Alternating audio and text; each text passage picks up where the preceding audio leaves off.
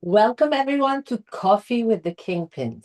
Today, I am very excited to be speaking with a wonderful lady. Her name is Alison Bodahini, and she's a renowned astrologer, Vedic astrologer, as well as a psychotherapist. So, very interesting. Welcome, Alison. How are Thank you? It's lovely to I. see you on this Sunday. And if you would be kind enough and just tell our viewers where you were born, what made you interested in Vedic astrology and then psychotherapy. All right, honey. And my last name is pronounced Bodani. Udani, I'm so sorry. Bodani. That is okay. That is okay. It just otherwise ends up sounding like Houdini, Okay. who I admire, but I don't have his dexterity. Um, so I was born in Tierra Amarilla, which is somewhat famous or was somewhat famous in the 1960s in America. It's in northern New Mexico. It's a very small community, and there was a land grant war because the Spaniards gave, land grants to various people, and then as new layers of colonization took place, there were fights over land grants previously awarded by Spain. So there is still a big billboard sign in Tierra Amarilla, New Mexico that says Tierra o Muerte. Give me my land or give me death, basically. And there was a rebellion led by a man named Jose Tiarina, and the National Guard were called in. It was an armed uprising kind of thing.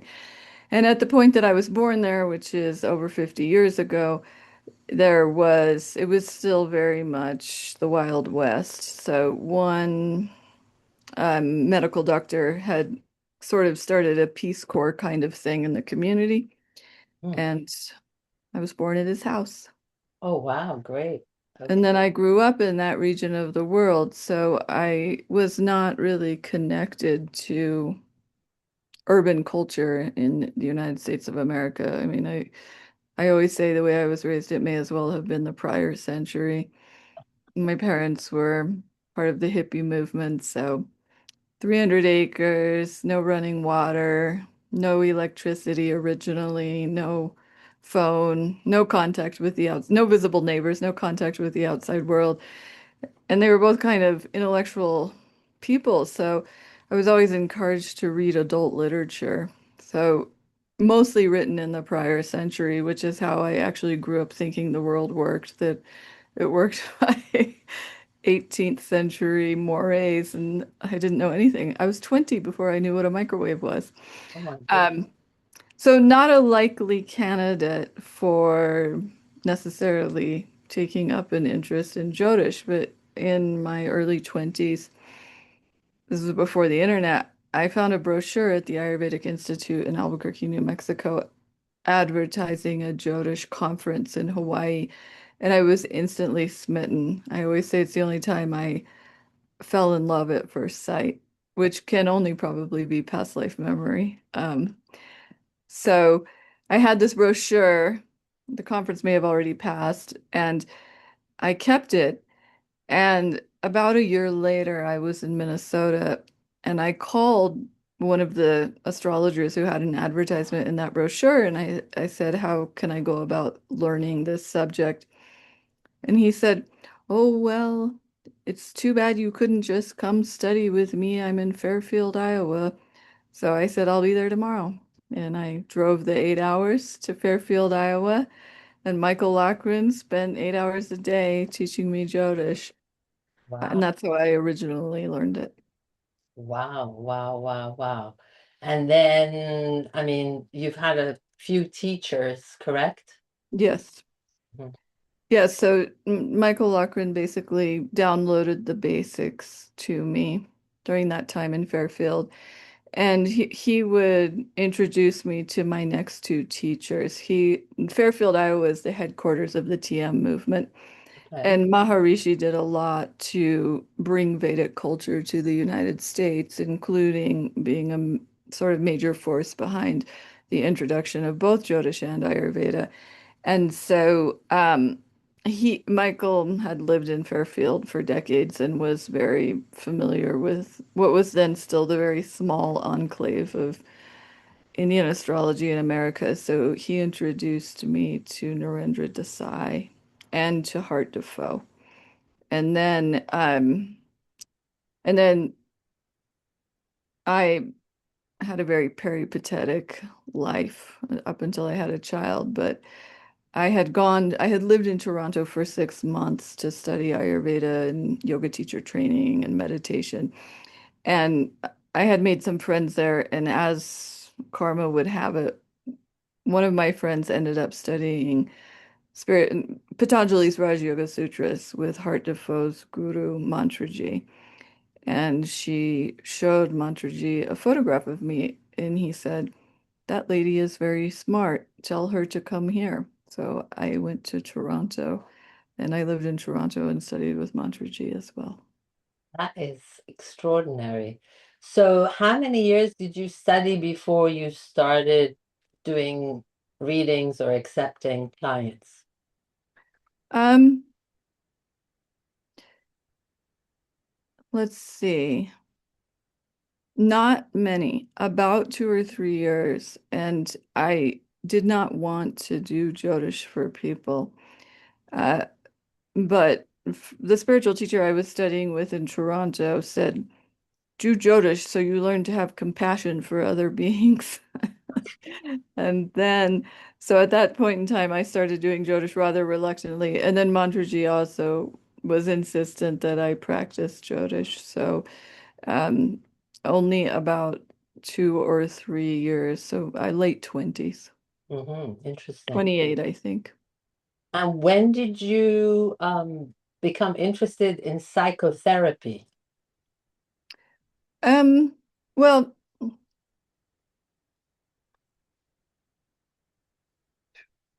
there is a school in Santa Fe, New Mexico called Southwestern College, and their subtitle is consciousness-based psychotherapy.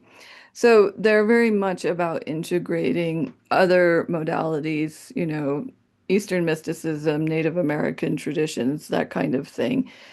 For instance, if you go to that school, when you have to learn diagnosis, you can either take a class on the DSM-5, which is the Western Manual for Diagnosing Mental Illness, or you can take a class on the Native American Medicine Wheel. So and much of it was experiential. So it wasn't that I fundamentally had an interest in psychotherapy, but when I came across the school, I just had an intuitive hit that I should go there. Mhm. This was in my very early 30s, and then I had a baby. So I did not actually go there until I was 40. Um, but it was less a fundamental interest in psychotherapy itself than it was in the school. It was also a deep interest in kind of synthesizing or understanding Western paradigms and Eastern paradigms of the mind and trying to work out what the similarities and differences were. Very interesting. Um, well, I mean, I think so, but let me ask you, would you say that, for example, when you have a client that approaches you, when you look at their charts, you can also kind of see where you could also help them through therapeutically? Or do you have a better understanding? It's kind of the combination of both because you can kind of see in a way. I mean, Hmm. he did an amazing class with you just last week for a couple of weeks where it was all about um, really being able to identify what kind of birth trauma and also childhood trauma. And that was really fascinating for me. And, after the class, I looked at uh, my own chart, of course, other people's charts, and it was really, really interesting. So, my question to you is when someone comes to you, of course, normally they have particular questions, but do you also integrate what you see in their chart as far as whether there's trauma or some mental issues, things like that? Yes, up to a point. I mean, certain in a psychotherapeutic context, people will tell you what at least what they know of their traumas, from the age they have cognitive memory. They'll tell you. Um, Although there, of course, you can look at the horoscope and see things that are pre-verbal, precognitive, or even past life based. Although secondhand knowledge is can be helpful, although as you know from your own past life experience, it's better to remember. It's far more impactful to remember it yourself than to have someone tell it to you because it remains speculative unless you have the direct memory, the direct experience yourself. And it can certainly help as far as the character and the nature of the person goes, both in terms of generating empathy for people who aren't all that likable, really, and in terms of knowing what is and isn't possible Right, um, for that person. Uh, Whether they're in a because there's there is I mean having studied having been a Jyotishi long before having been a psychotherapist I am and being primarily a spiritualist. I'm actually much more a fan of karmic theory than psychotherapy per se. I went to psychotherapy and I was always like thinking, what is the place of this in the context of spiritual development? And around the time I graduated, it came to me. Psychotherapy is a preliminary stage, just like Hatha yoga. In the Hatha Yoga Pradipika, it says, do these practices so that you can purify your channels, so that you can sit for meditation. So you can sit and concentrate. So it's Hatha yoga is not really it's also a preliminary practice. And so I was like, this is a preliminary practice. Hatha yoga gets the kinks out of the body, and psychotherapy gets the kinks out of the mind so that people can sit down and concentrate. But past a certain point, it is the one wants to have a functional ego structure to proceed through life and especially through spiritual practice. It's as I was saying in class, the war veteran brain and the Buddha brain are opposite brains. And for people who have deep trauma, it is often more difficult to make use of classical spiritual practices because having a hyper reactive limbic brain makes it a lot harder to concentrate or to even get in a parasympathetic state that would be ideal for meditation. It's not, I always joke you have to do it in a locked room with your back to the wall. If you're the kind of person who has to sit with your back to the wall, it's gonna be hard. It's not impossible, but and there are some tips and tricks to make it easier. Other practices that help with learning to concentrate while having PTSD.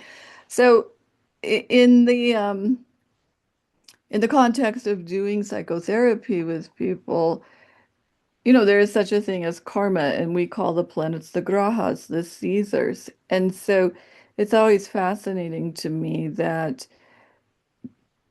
even given the best of help, the way the planet is affecting the person's mind, it may not amount to anything visible.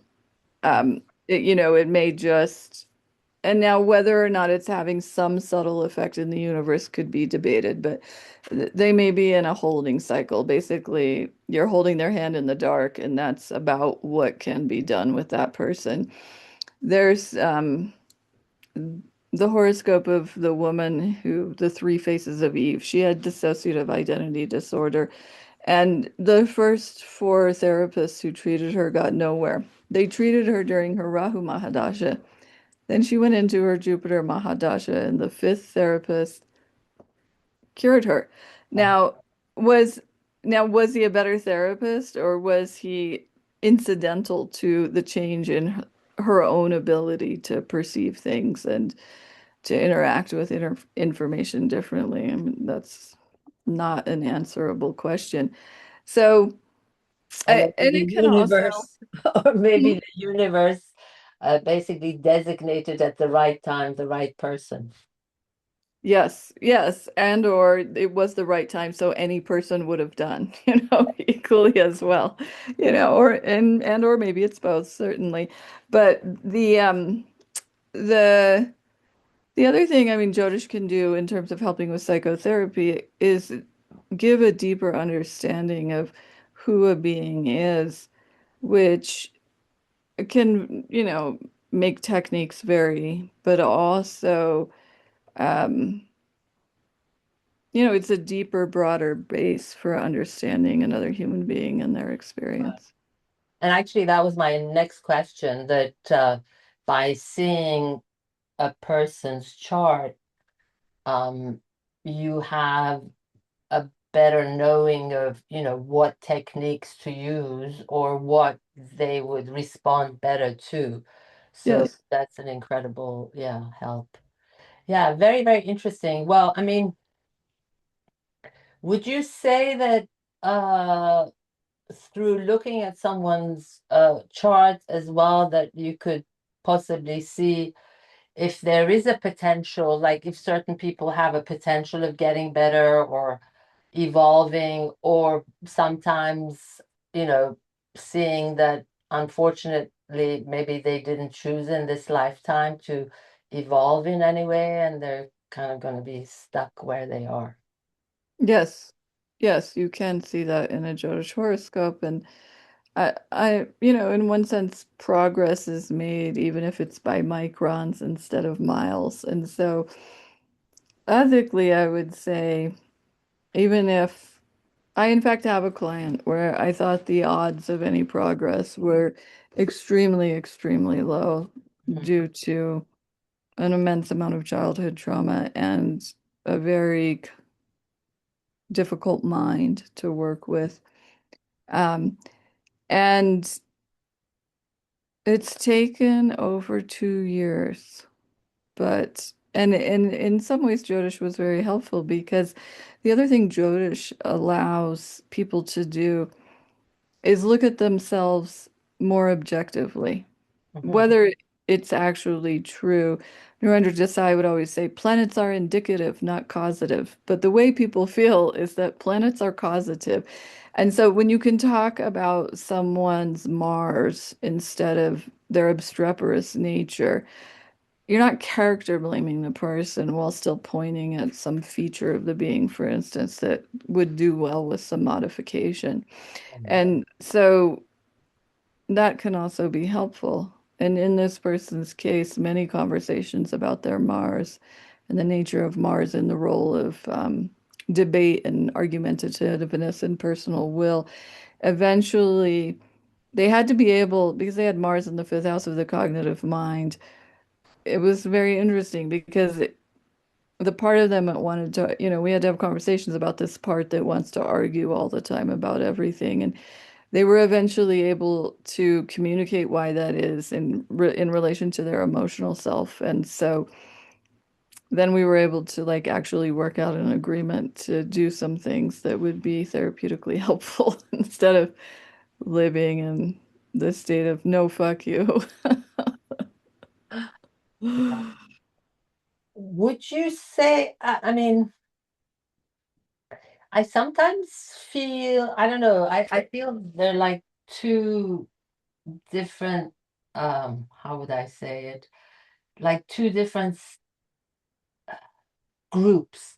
One group, or maybe there are more than two groups, but one that is very much wanting to kind of see, how can I make things better for myself? How can I become a better person? And then there is a group that I think, I'm not quite sure, are they either in denial or do they think that, you know, like I'm talking about someone who's had, difficult childhood trauma, or I don't know, had, certain abusive things happen to them, whether they're completely in denial, or it's just so frightening or upsetting of an experience that they don't want to, look at it. It's often the latter. And it's also, you know, I mean, it would be an interesting research study to find out. I'm sure someone's probably done one, but I haven't read it if they have. Why some people are given to introspection and some people are definitely not given to introspection, whether there is a trauma history or not. When it does come to a trauma history, people often really need a cognitive understanding of what good psychotherapy is and how it works to buy into it. Otherwise, they are, um, and we have a saying, it hurts as much coming out as it did going in. And that, you have to help a person develop coping skills and emotional regulation skills before dredging their past.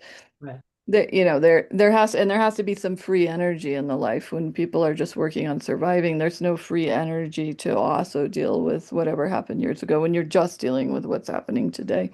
Right. So, um, so with that cognitive understanding, people who don't buy in might buy in, but it is true that many people just don't want to re-experience what they experienced before. I once ran a group on loneliness. Mm. And I always think going fast is good, like let's efficiently get through everything and move on. And this I had done some exercise with the group probably in the second week we met. And this lady just said, I'm not coming back to group. Like, I don't see the point of dragging up the past. It was very painful. I don't want to visit it, and I'm not coming back. So it was an early lesson in how people really do feel that way. That It's very interesting to me. Yeah. Uh, Because people when they're children are very vulnerable, very helpless, afraid, ashamed, whatever it is. I mean, shame is such a difficult emotion for humans to experience, and it's always experienced in isolation unless you're in good group therapy because shame makes the nervous system contract, and shame says, not I did something wrong, but I am something wrong. I am unlovable. I'm unacceptable. So people rarely discuss shame anyway, or things that they are ashamed about. And so most humans have a resistance to re-experiencing previously felt shame because it's very toxic. The nervous system contracts, and it doesn't feel like there's any place people can go with that other than out of their own skin. right. Interesting. I mean, this conversation can go for hours and hours and hours. Um, yeah, and I would say that I don't know. I like to get deeply into things, and I kind of noticed that many don't, and no judgment at all. I've come to basically make peace with that, but I always felt that, if you delve into things, then you have the opportunity to possibly find, you know, um, ways of healing it or rectifying it. So Mhm. I don't know. Yeah. Um, what are you looking forward to as far as what you do? What? What are you looking forward to as far as what you do as a profession? You mean what am I looking for in other people? Forward to. Oh, what am I looking forward to in this profession that I am in? I mean, have you thought about changing certain things that you do or combining? I don't know. I mean, I've thought about it at this point in time. The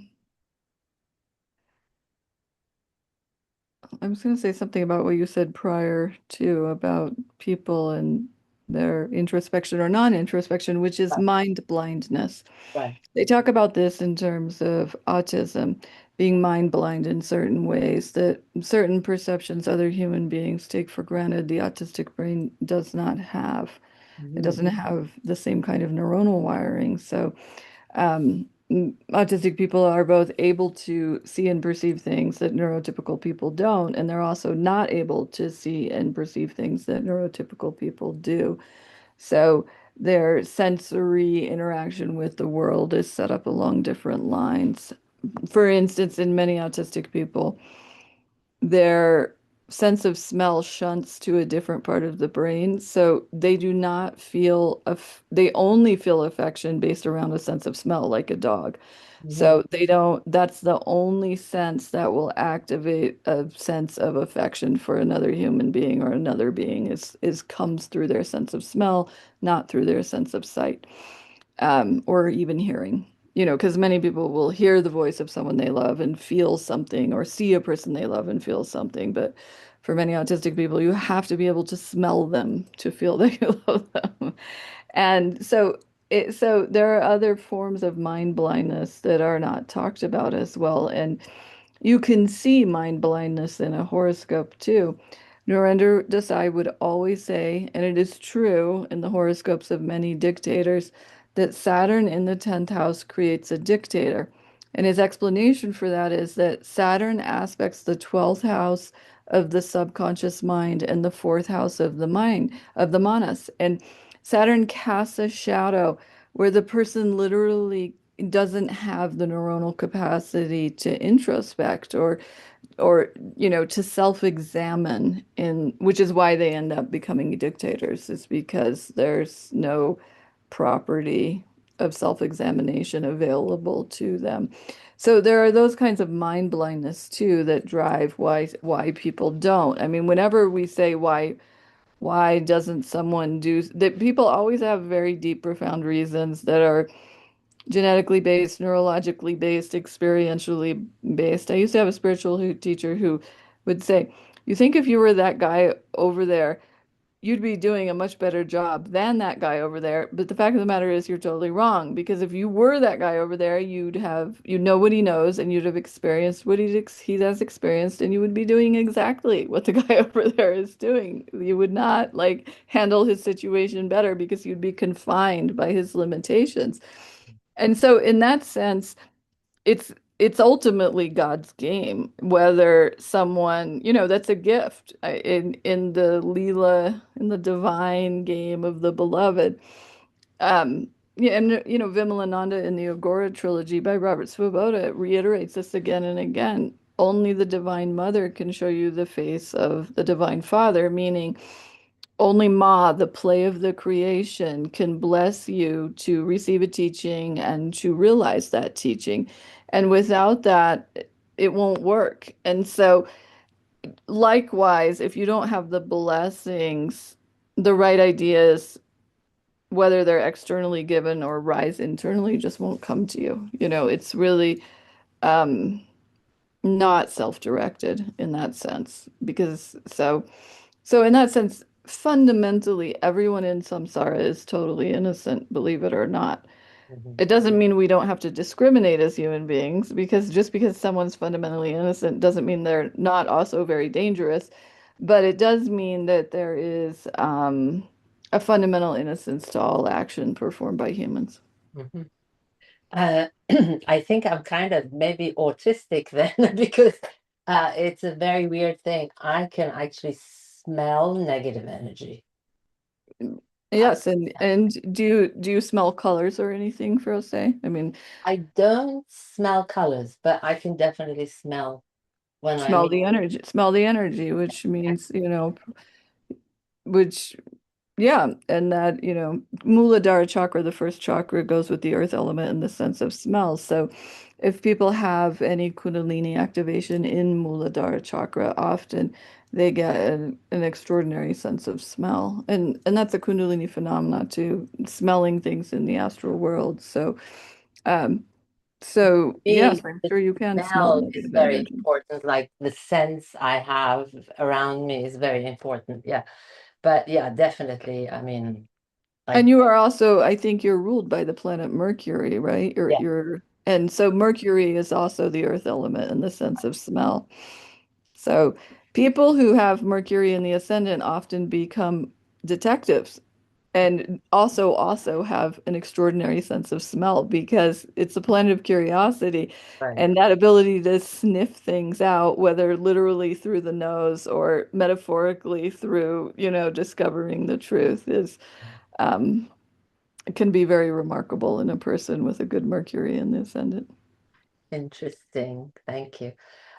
So getting back to my last question, have you thought about what you want to manifest, in the future as far as what you do, your profession, and I don't know, combining the two or something that you want to create with the knowledge that you have?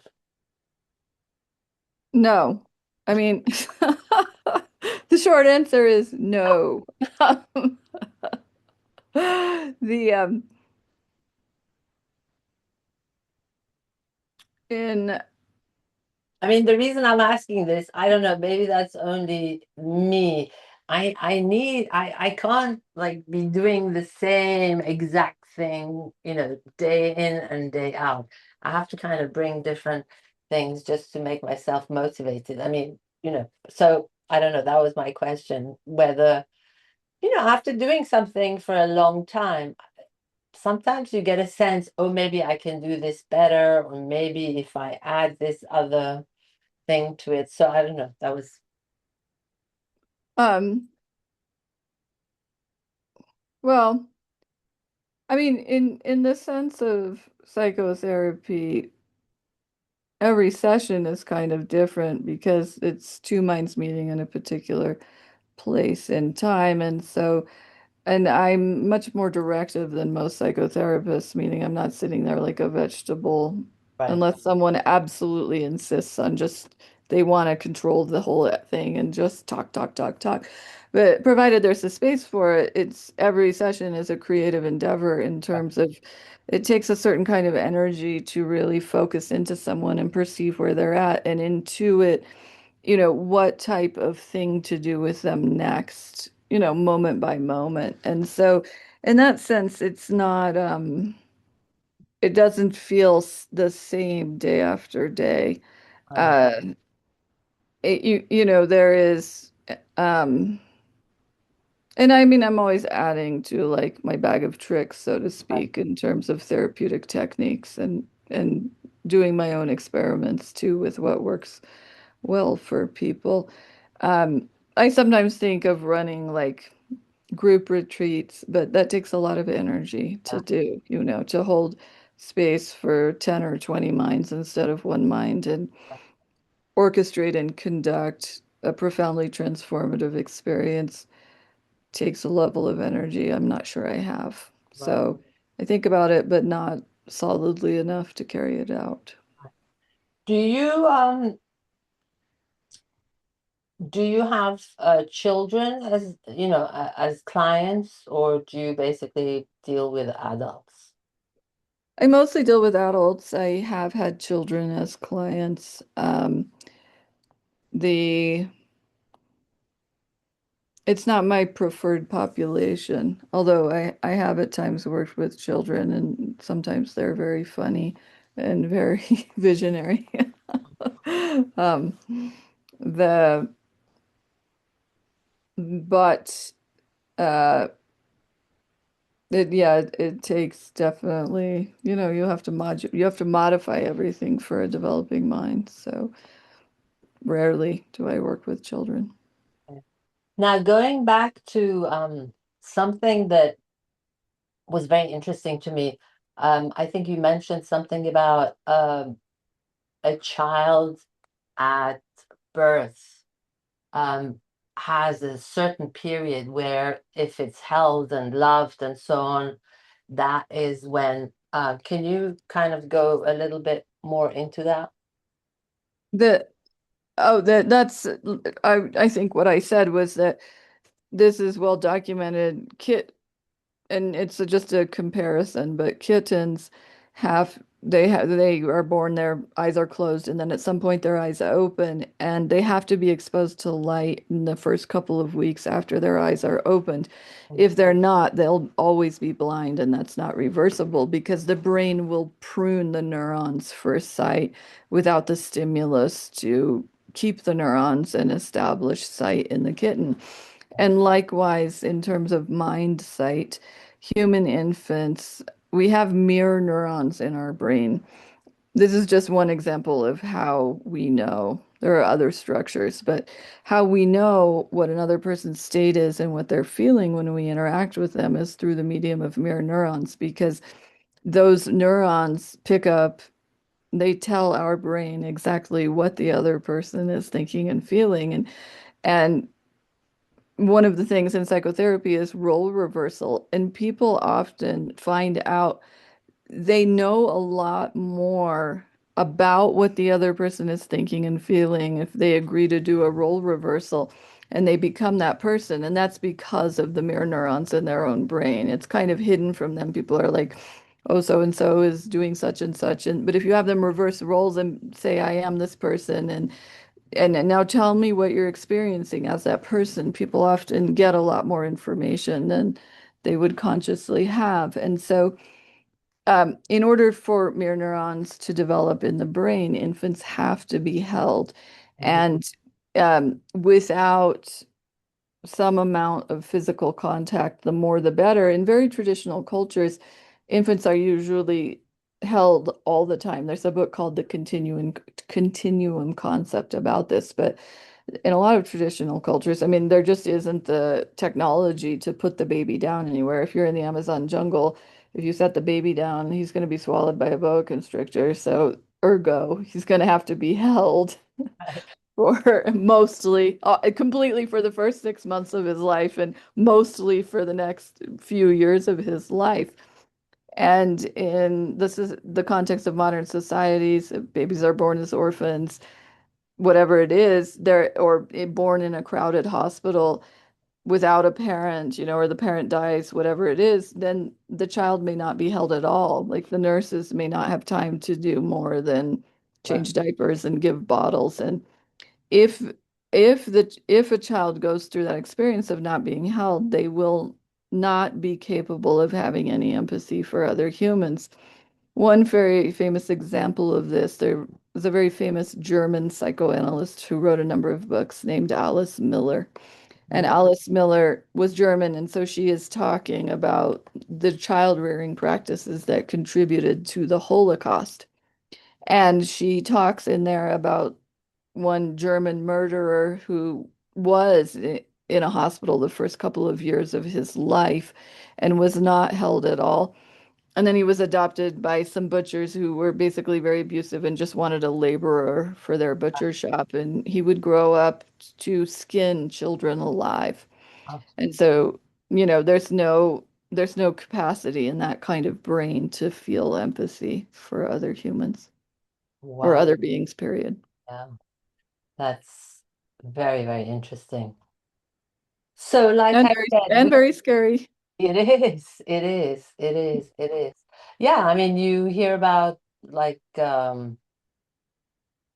these psychopath murderers who keep on, and they have certain models and things that they do. And I mean, we've seen it in the movies where, yeah, you see that, there was something wrong with how they were brought up, or the fact that their mother wasn't loving enough, or they were abused by their father, all kinds of different things. So, yeah. Yes. Any golden nuggets that you can share? Oh, you have to be more specific than that. I'm such a potato for a say. You have to give me an arena. I don't know. Let me think. Let me think. Arena to swim in. Yes, a Yeah. pool to swim in. But like I said, I wouldn't, seriously, I mean, I would never get tired of speaking with you because there's so many different subjects that we can um, venture to. But um, Yeah, are you thinking possibly of maybe having other classes about, certain subjects that coexist with, being a therapist and an astrologer? You're so cute. I am I thinking about it.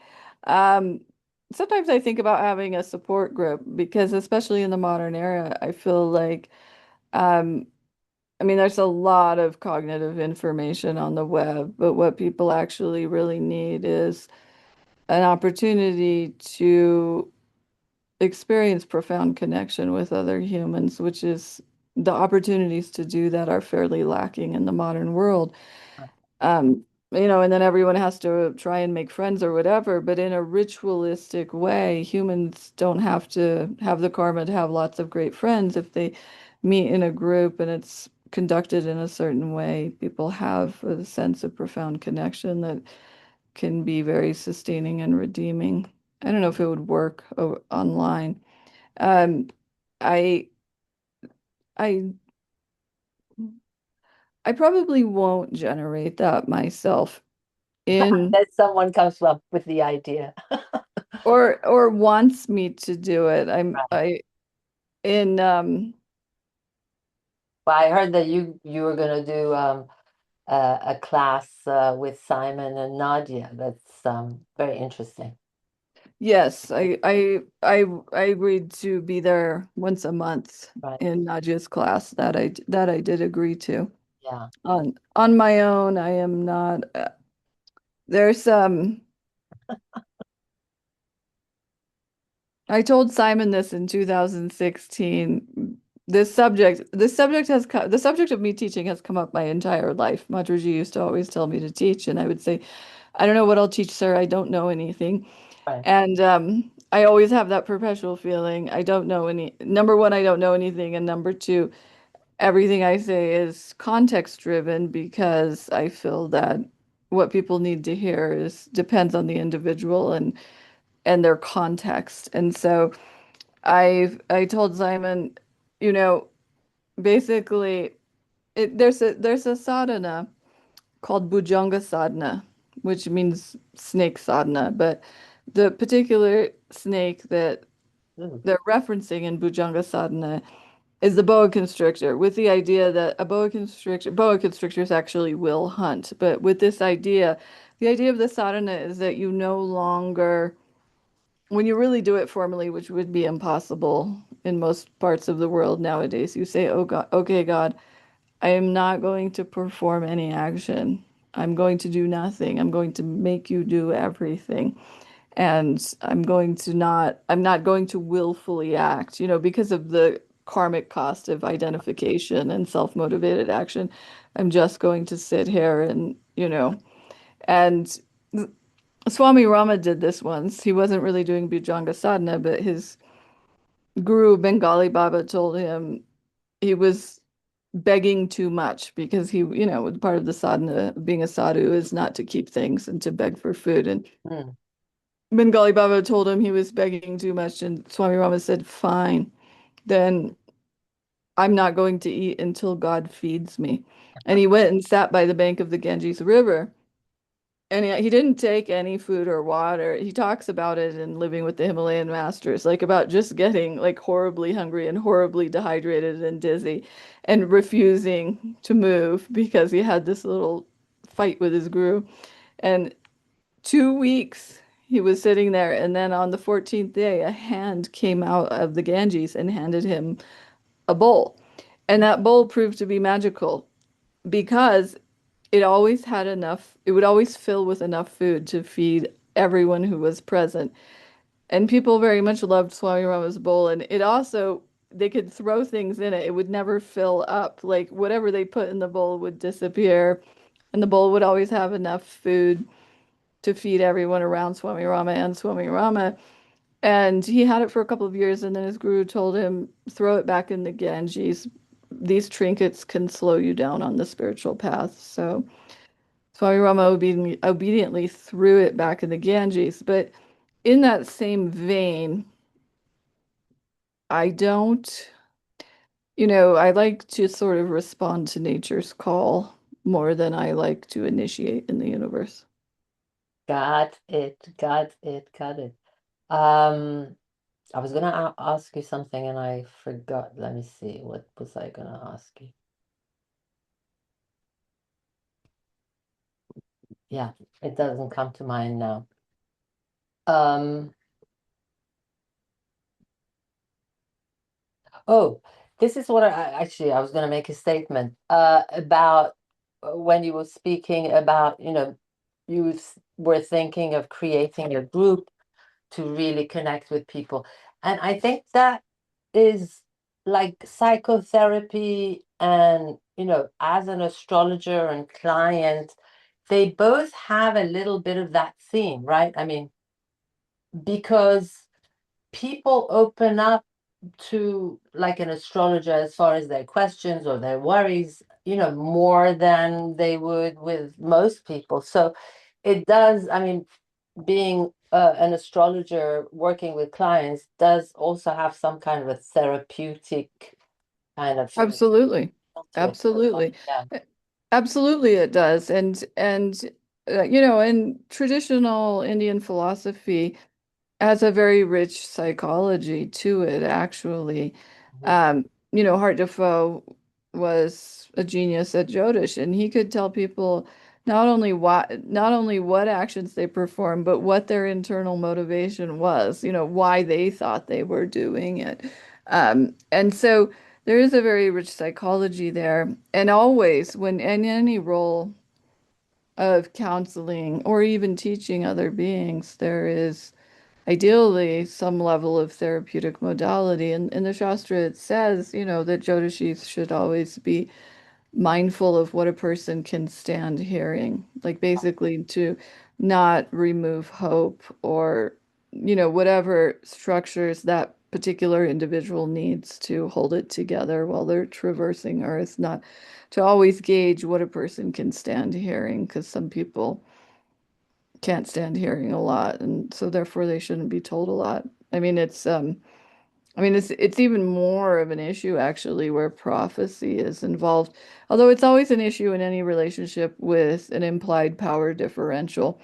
And because there's the great book, not Daniel Kahneman won the Nobel Prize for this work, called Fast Thinking, Slow Thinking, about how the human mind works and about heuristics. Because even if people think they're very smart and not influenced by things, study after study shows we are all, again, in a right hemisphere way, very influenced by things, Mhm. including prophecy. So, because we have essentially, when we visit an astrologer or tarot card reader, we have consented to listening to that person and to that prophecy, whether we think we believe in those things or not.